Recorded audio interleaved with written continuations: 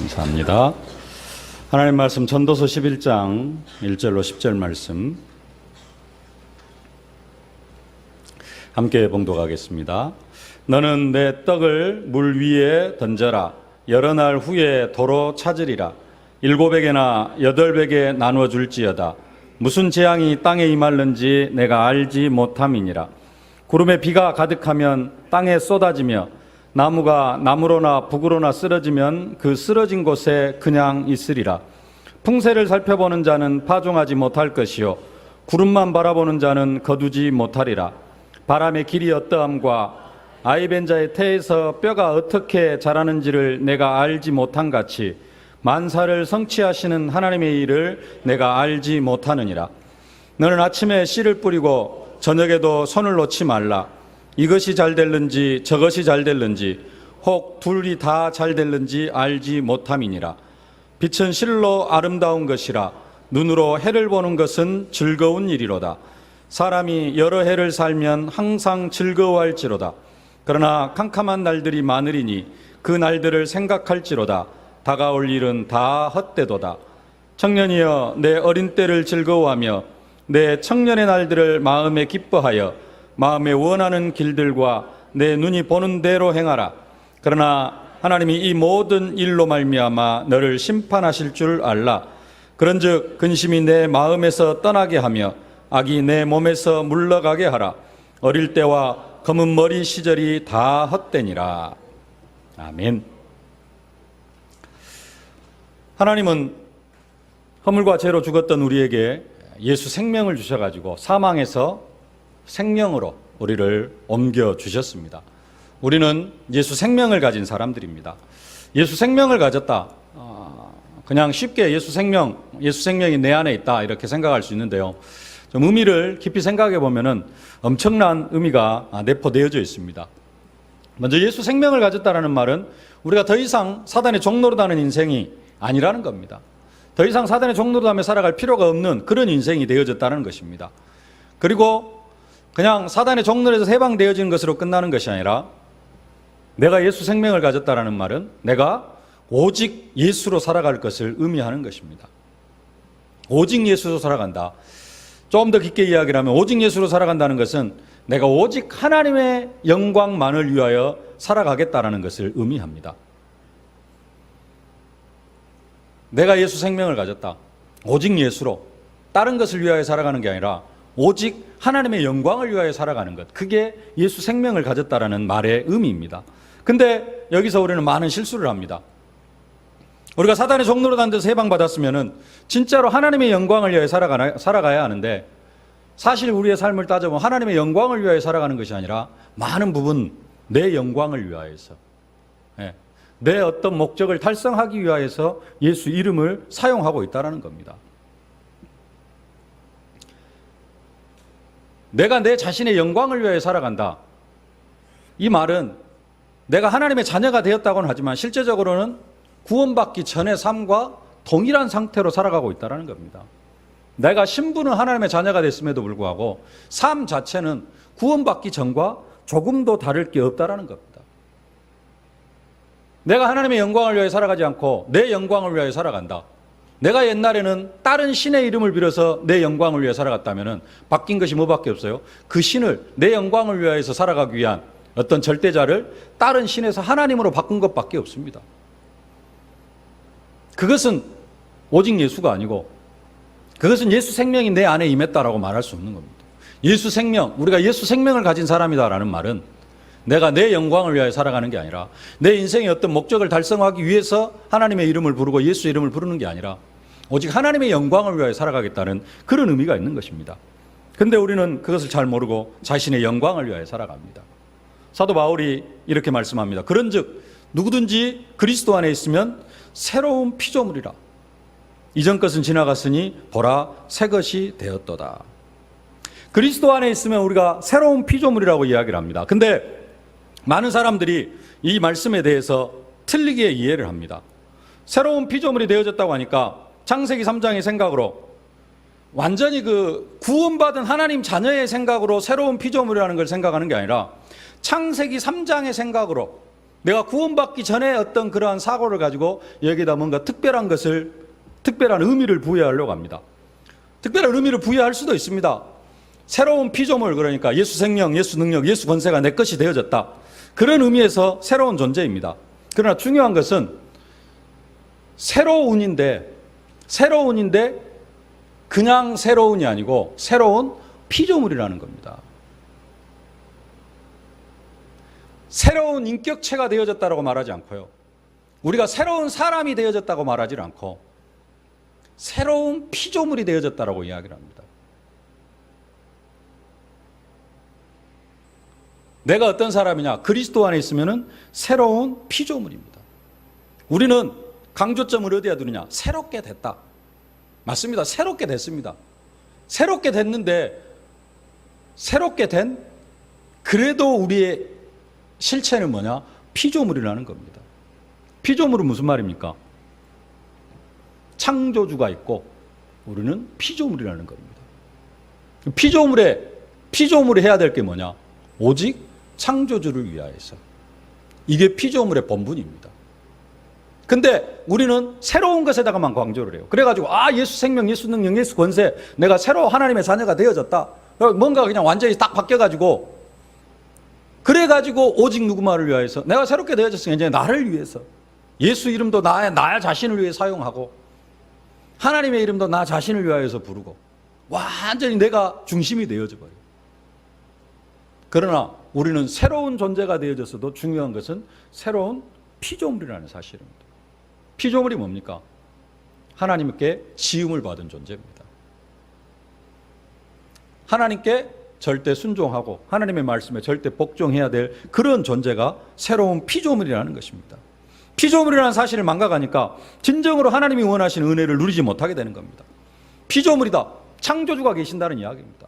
창조주 하나님과의 관계성 속에서 나를 생각해야 되는데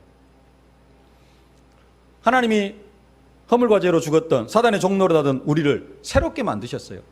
어떻게 새롭게 만들었느냐?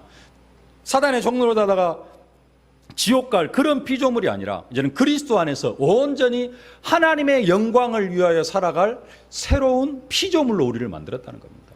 새로운 인격체로 만들었다 말씀하지 않습니다.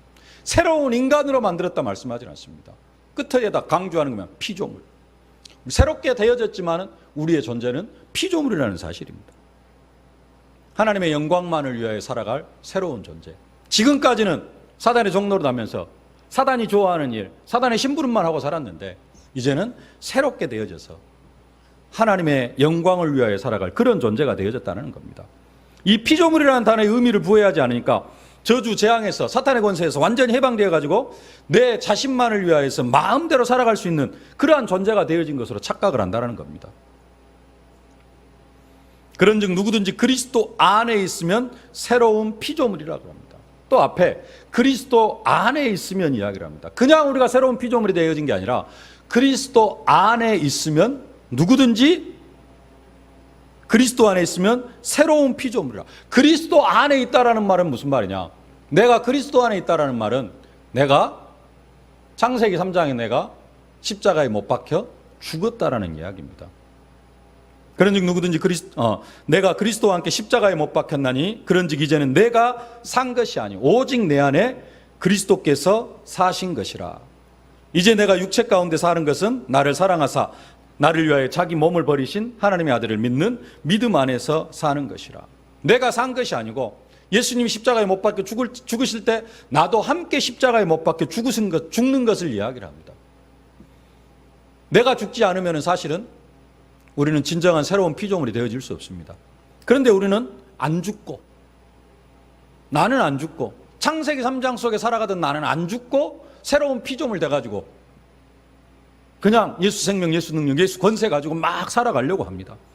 창세기 3장에 살아오던 나는 그대로 살려놓고 좋은 것만, 죽는 건 싫으니까 창세기 3장에 나는 그대로 살려놓고 예수 생명, 예수 능력, 예수 권세를 그냥 가지려고 그래요. 그럼 이게 되어집니까? 안 되어지죠. 그런 신앙생활이 늘 갈등이 되어질 수밖에 없는 겁니다. 새로운 피조물은 어떤 존재냐? 하나님의 영광을 위하여 살아가는 존재. 우리를 사망에서 생명으로 옮겼다. 내가 예수 생명을 가졌다라는 말은 무슨 말이냐? 예수 생명으로 오직 하나님의 영광을 위하여 살아갈 존재로 하나님께서 우리를 창조하셨다라는 겁니다. 전도자 솔로몬은 전도서를 통하여서 계속해서 말씀드리면 인생의 헛됨을 이야기를 하고 있습니다. 왜 인생이 헛되냐 하면은 그냥 헛된 것이 아니라 자기 자신을 위하여 살아갈 때 인생이 헛되다라는 겁니다. 솔로몬의 입장에서 보면은 하나님이 솔로몬을 이스라엘 최고의 왕으로 세워주셨습니다. 자기 백성들을 잘 다스릴 수 있는 지혜까지 은혜로 하나님께서 허락해 주셨습니다. 그러면은 솔로몬은 누구를 위하여 살아가느냐? 오직 하나님의 영광을 위해 살아가야 됩니다. 왕도 하나님께서 세워주셨고, 지혜도 이스라엘 백성들을 잘 다스릴 수 있는 지혜도 허락하셨고, 아버지를 통하여서 나라가 부강하게 되어졌습니다. 하나님께서 다 허락하신 겁니다. 그러면은 솔로몬의 인생은 철저하게 하나님의 영광을 위하여 살아가야 되는데, 이게 너무 편안하고 하다가 보니까 하나님의 영광은 싹 사라져버리고 젊은 날에 자기 영광만을 위하여 살아갑니다. 그리고 나서 나중에 되돌아보니까, 자기 과거를 되돌아보니까, 내가 하나님의 영광을 위하여 살아가지 않고 내 영광을 위하여 살아간 게 다 헛된 것이구나. 그때는 그것이 좋은 줄 알고 열심히 내 영광을 위하여서, 내 부귀 영화를 위하여서, 내 이름을 위하여 살아왔는데 그게 다 헛되다. 그래서 뭘 위해 살아가라? 하나님의 영광을 위하여 살아가라는 겁니다. 하나님의 영광을 위해서 나는 살아가고 있는 것 같은데요. 내가 예배를 드리고 여기 일부 예배까지 나오신 분들은 하나님의 영광을 위하여서 살아가고 계시는 줄로 믿습니다. 근데 주일날 예배도 딱 한 번만 드리고 그냥 일주일 내내 세상 속에 살아가고 기도도 전혀 안 하고 하나님의 영광을 위하여 살아가는 게 아니라 내 영광을 위하여 살아가는 사람. 지나놓고 보면은 무슨 생각이 드냐? 그때 내가 하나님을 더 섬기고, 내가 더 하나님 중심으로 살아가고, 내가 더 예배 중심으로 더 기도하면서 살아왔어야 되는데, 솔로몬이 나중에 한탄하는 겁니다. 헛되고 헛되다.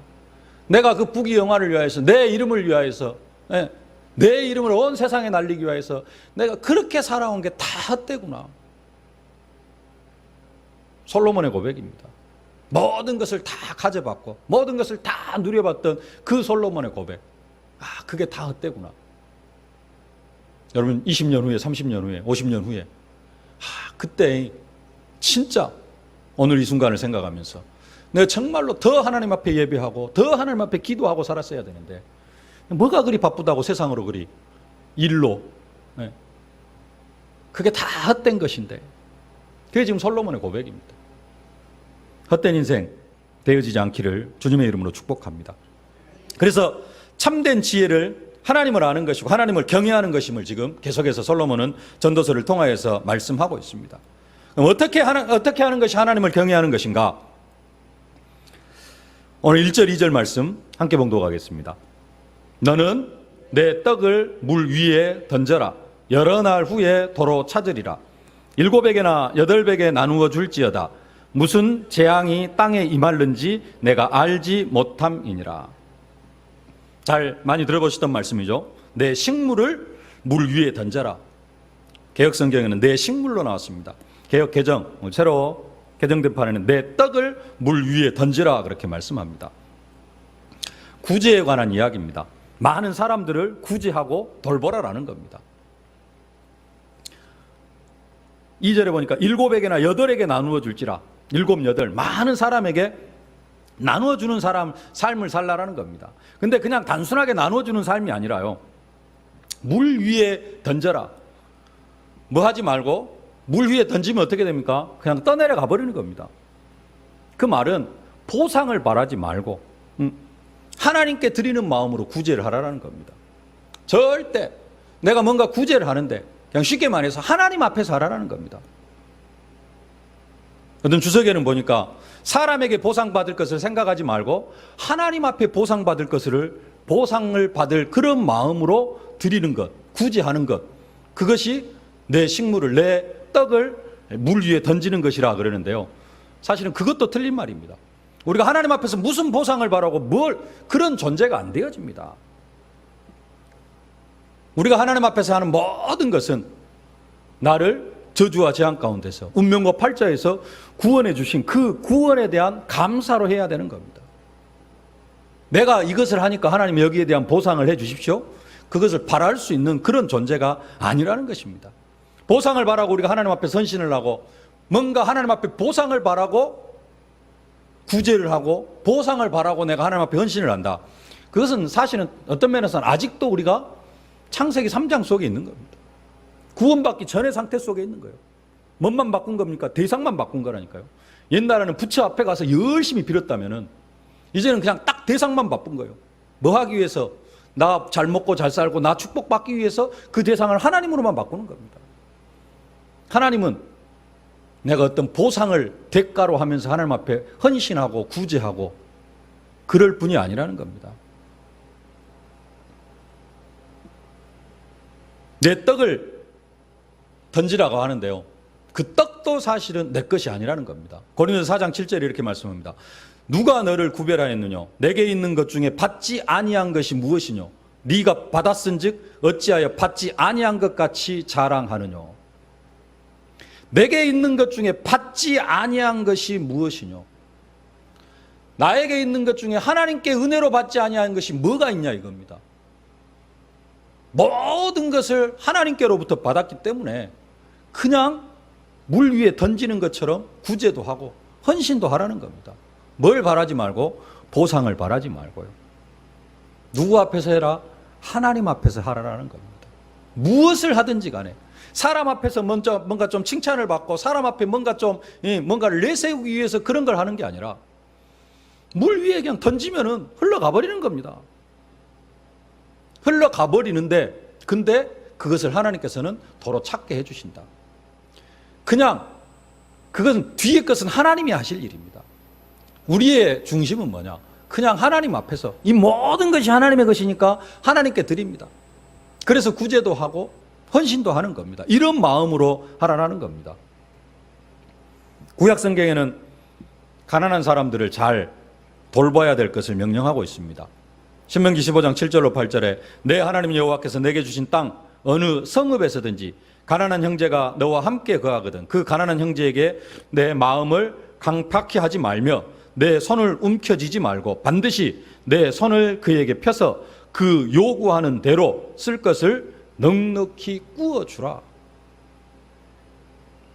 그 가난한 자가 요구하는 대로 넉넉히 꾸어주라. 구제하라.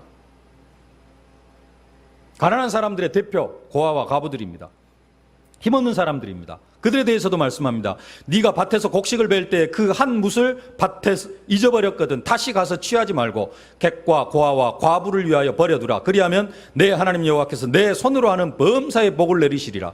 네가 네 감람나무를 떤 후에 그 가지를 다시 살피지 말고 그 남은 것은 객과 고아와 과부를 위하여 버려두며 내가 내 포도원은 포도를 딴 후에 그 남은 것을 다시 따지 말고 객과 고아와 과부를 위하여 버려두라. 너는 애굽 땅 종되었던 것을 기억하라.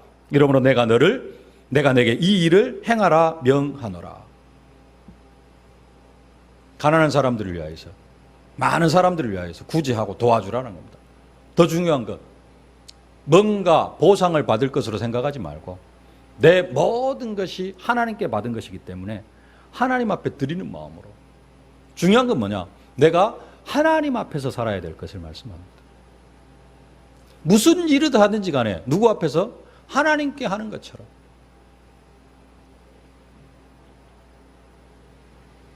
예수님 재림하실 때의 상황을 예수님 비유로 말씀하시죠. 저 지난주엔가 새벽 예배 시간에 한번 봤던 말씀인데요. 예수님 재림하실 때 모든 민족을 그 앞에 모으고 각기 분별하기를 목자가 양과 염소를 구별하는 것 같이 양은 오른편에 염소는 왼편에 둘 것이라. 그러면서 오른편에 있는 양들을 오른편에 있는 자들에게 말씀하시기를 아버지께 복받을 자들이야 나와 창세로부터 너희를 위하여 예비한 나라를 상속하라. 천국을 상속받으라 그렇게 말씀하면서 말씀하시기를 내가 줄일 때에 너희가 먹을 것을 주었고 내가 목마를 때에 너희가 마시게 하였고 내가 나그네 되었을 때 영접하였고 벗었을 때 옷을 입혔고 병들었을 때 돌아보았고 옥에 갇혔을 때에 와서 보았느니라 그렇게 말씀을 합니다. 그때 오른편에 있는 자들이 이야기를 하죠. 내가 어느 때 언제 주님이 줄이신 것을 보고 공개하였으며 목마르신 것을 보고 마시게 하였으며 내가 어느 때 나그네 되신 것을 보고 영접하였으며 벗으신 걸 보고 옷 입혔으며 병드신 것을 보고 보살폈습니까? 라고 이야기를 합니다. 그때 예수님께서 하시는 말씀, 지극히 작은 자 하나에게 한 것이 내게 한 것이니라. 지극히 작은 자 하나에게 한 것이 내게 한 것이라. 내 식물을 물 위에 던져라. 내 떡을 물 위에 던져라. 누구에게 하는 것처럼요? 하나님 앞에 하는 것처럼. 뭘 바라지 말고 절대로 보상을 바라지 말고 하라는 겁니다. 왼편에 있는 자들에게 이야기하죠. 내가 옥에 갇혔을 때 돌보지 않냐고, 병들었을 때도 돌보지 않냐고, 헐벗었을 때도 돌보지 않냐고. 아니 우리가 언제 그렇지 않고 언제 그런 하지 않았습니까? 지극히 작은 자 하나에게 하지 아니한 것이 내게 하지 아니한 것이다. 우리는 사람 앞에서도 사람 앞에서 하는 게 아니라 누구 앞에서 하는 것처럼 예수님께 하는 것처럼 사람에게 뭔가를 하는데 그게 사람에게 하는 것이 아니라 누구에게 하는 것처럼 하나님에게 하는 것처럼 우리는 하루하루의 삶이 하나님 앞에서의 삶이 되어져야 될 줄로 믿습니다. 이게 말세를 살아가는 사람들의 지혜로운 삶이라는 겁니다. 로마서 12장 1절로 2절에 말씀합니다. 그러므로 형제들아 내가 하나님의 모든 자비하심으로 너희를 권하노니 너희 몸을 하나님이 기뻐하시는 거룩한 산 제사로 드리라. 거룩한 산 제사로 드리라. 우리의 삶이 하나님 앞에 제물이 되어지는, 지금으로 이야기하면 우리의 삶 자체가 하나님 앞에 예배하는 삶이 되어지는 그런 인생을 살라라는 겁니다. 이것이 너희에 드릴 영적 예배니라. 우리의 인생이 어떤 인생이 되어져야 되느냐? 나 자신을 위한 인생이 아니라 하나님의 영광을 위한 인생, 하나님의 영광을 위한 삶. 한 사람 한 사람에게 대하는 것이 그냥 한 사람 한 사람에게 하는 것이 아니라 누구를 대하듯이 예수님을 대하듯이 하나님께 하듯이 해야 될 것을 말씀을 하고 있습니다. 솔로몬 젊었을 때 그 부귀영화를 가지고 그 명예를 가지고 자기 어떤 직분을 가지고 자기 영광만을 위해 살아왔습니다. 그게 다 헛된 것이다. 누구 앞에서? 하나님 앞에서. 하나님의 영광을 위하여 살아라. 왜 우리가 이처럼 하나님 앞에서의 삶을 살아야 하는가? 2절 하반절부터 보면은 무슨 재앙이 땅에 임하는지 내가 알지 못함이니라. 3절 구름에 비가 가득하면 땅에 쏟아지며 나무가 나무로나 북으로나 쓰러지면 그 쓰러진 곳에 그냥 있으리라. 잘못 해석하면은 재앙이 임할 수 있기 때문에 재앙 받지 않으려고 우리가 하나님 앞에서의 삶을 살아야 된다. 구제하는 삶을 살아야 된다. 맞는 말이기도 합니다. 중요한 것은 이 재앙도 누구의 손에 있다? 하나님의 손에 있다. 지난주 말씀, 우리의 인생이 누구의 손에 있다? 하나님의 손에 있다. 내 인생뿐만 아니라 불신자들도 하나님의 손에 있고 이 세상 천지 만물이 다 하나님의 손에 있습니다. 하나님이 허락하시지 않으시면 참새 한 마리도 떨어지지 않습니다. 저 피조물 참새 한 마리도 땅에 떨어지는 것이 하나님의 계획하심 속에, 하나님의 섭리 속에, 하나님의 경영 속에 되어지는 겁니다. 재앙이 무슨 재앙이 땅에 임하는지 너희가 알지 못하리라. 이 재앙도 하나님의 손에 있습니다. 하나님이 내 인생을 경영하고 계시기 때문에 우리는 하나님 앞에서의 삶을 살아야 될 것을 말씀하고 있습니다. 구름에 비가 가득하면 땅에 쏟아지는 것 당연한 겁니다. 비구름이 있으면은 땅에 비가 쏟아집니다. 그런 것처럼 하나님의 심판도 당연히 임할 것을 말씀하고 있는 것입니다. 한 번 죽는 것은 사람에게 정한 것이고 그 후에는 심판이 있으리니. 그래서 하나님 앞에서 나중에 죽을 때만 하나님 앞에 서는 게 아니라 주일날 예배할 때만 하나님 앞에 서는 게 아니라 우리의 인생 전체가 하나님 앞에 서야 될 것을 말씀하고 있습니다. 나무가 나무로나 북으로 쓰러지면 그 쓰러진 곳에 그냥 있느니라. 무슨 말이냐? 좀 생소한 말씀인데요. 재앙이 임할 경우에 사람은 그 재앙을 피하지 못한다는 겁니다. 그리고 그대로 당할 수밖에 없다는 겁니다. 그래서 하나님 앞에 삶을 살아야 될 것을 말씀하고 있습니다. 4절 5절 함께 봉독하겠습니다.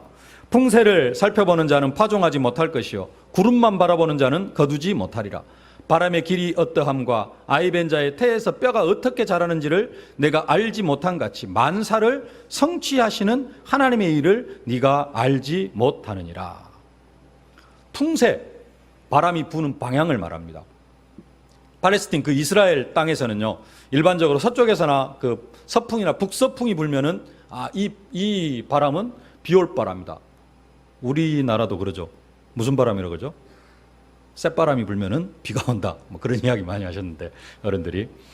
이스라엘 땅에서도 북서풍이나 서풍이 불면은 비가 온다. 그렇게 이렇게 풍세를 보통 이제 보편적으로 뭐 어르신들 아이고 허리야 하면 비가 온다. 뭐 이런 것처럼 쇳바람이 불고 북서풍이 불면은 비가 온다. 이것을 잘 알고 있습니다. 그것을 살펴보는 사람은 뭐 하지 못한다?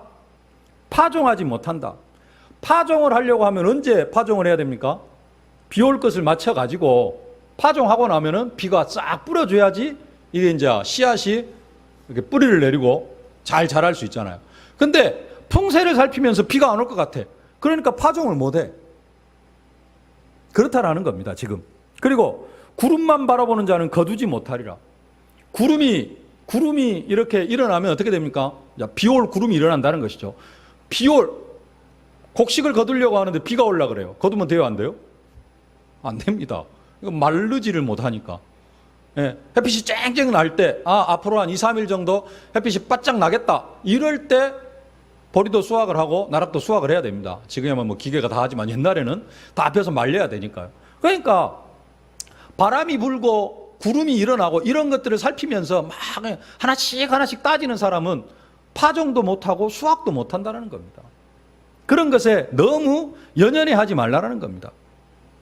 기후변화 이런 것에 민감하게 반응하는 우리들, 그런 것에 너무 지금은 그런 사람들 거의 없습니다만은 이런 것에 너무 민감하게 반응하지 말아라. 환경과 조건, 우리의 처지, 날씨 기후는 아니지만 우리는 뭐 이런 것 때문에 안 되고 저것 때문에 안 되고 이것 때문에 좀 시기를 좀 늦춰야 되고 저런 것 때문에 좀 늦추지 않을까, 그런 염려, 한편으로는 그게 뭐 사리를 분별하는 그런 것일 수도 있습니다만은 이런 부분들이 많은 것, 뭘로? 염려로, 불신앙으로 작용한다는 겁니다. 그래서 그렇게 하지를 말아라. 그러면서 말씀하기를 바람의 길이 어떠함과 아이벤자의 태에서 뼈가 어떻게 자라는지를 내가 알지 못한 같이. 바람의 길, 바람이 어디서 와서 어디로 가는지를 알지 못한 같이. 성령 임함도 이만이라 그랬는데요, 우리가 바람의 길을 알지를 못하고요. 또 아이벤자의 태에서 뼈가 어떻게 자라는지, 뱃속의 아이의 뼈가 어떻게 자라는지 그걸 우리가 어떻게 알 수 있습니까? 그것을 모르는 것 같이 우리가 뭘 알지 못한다? 하나님의 일을 우리가 알지 못한다는 겁니다. 그래서 무슨 말이냐? 환경, 조건, 내 상태가 어쩌고 내 조건이 어쩌고 내 환경이 어쩌고 지금 이러이러한 것이 보니까 이건 좀 안 되어질 것 같고, 이런 것들에 너무 신경 쓰지 말라는 겁니다. 하나님이 어떻게 일하실지를 알지를 못합니다. 하나님이 기적을 베푸시면은, 하나님이 은혜를 베푸시면은 40년 동안 하루도 빠짐없이 하늘에서 만나와 메추라기가 내려졌습니다. 하나님께서 은혜를 베푸시면은 40년 동안 옷 한 벌, 신 한 컬레로 광야에 40년을 생활을 했습니다. 그게 하나님의 방법입니다. 너무 환경 따지고 뭐 따지고 이거 하지 말라는 겁니다.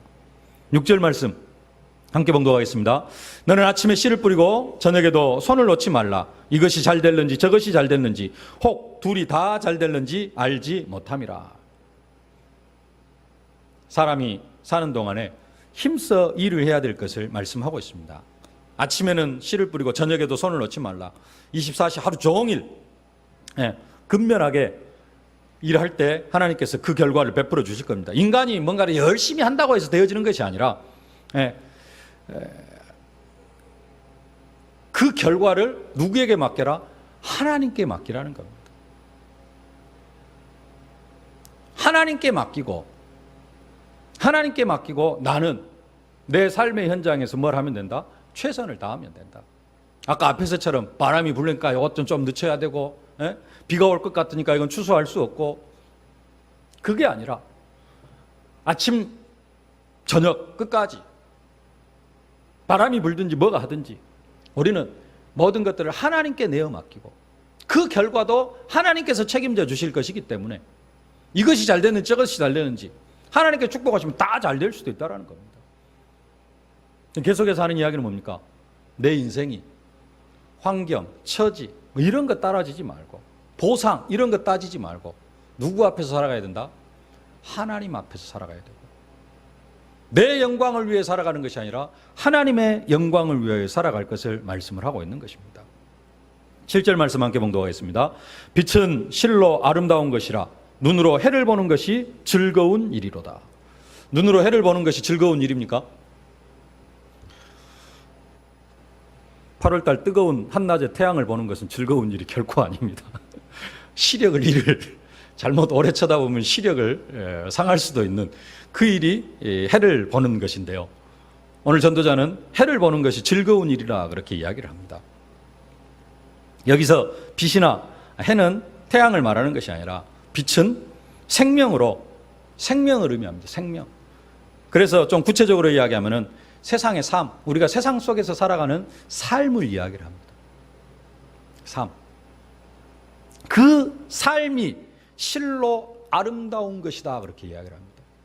지금까지는 매 헛되고 헛되니 세상 모든 것이, 해 아래 모든 것이 헛되다 그래 놓고는 여기에서는 뭐라고 이야기합니까? 빛은 실로 아름다운 것이라. 우리의 인생이 실로 아름다운 것이다 라고 이야기를 합니다. 왜 우리의 인생이 지금까지는 헛되니 그랬는데 왜 실로 아름다운 것이라 이야기를 합니까? 오늘 11장에서 전체적으로 어떤 삶을 살아갈 때 내가 하나님 앞에서 하나님께 하듯이 하나님의 영광을 위하여 살아가는 그 인생은 어떤 인생이다? 실로 아름다운 인생이다라는 겁니다. 눈으로 해를 보는 것이 즐거운 일이라. 해를 보는 것이 아니고요.